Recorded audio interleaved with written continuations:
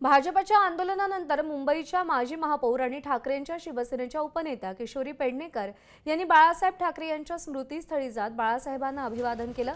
तसंच सद्बुद्धी आंदोलनावरून भाजप नेत्यांवर किशोरी पेडणेकरांनी निशाणा साधला।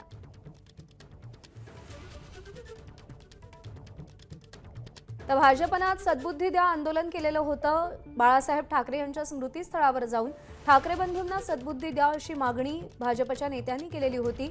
भाषिक आणि प्रांतवादावरून भाजपने शिवसेना मनसेवर टीका केली होती।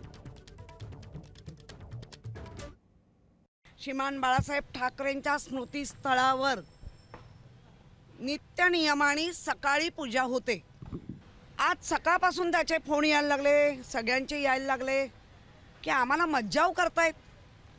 मी म्हटलं का मज्जाव होतोय?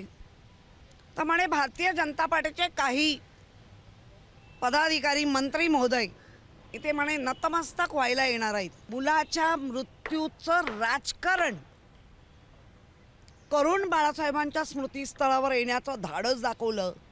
पण आम्हाला आमच्या बाळासाहेबांच्या स्मृतीस्थळाचं कुठलंही राजकारण नको आहे।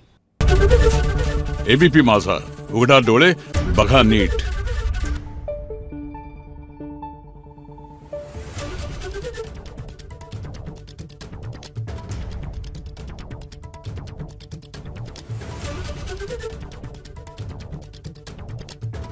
Thank you.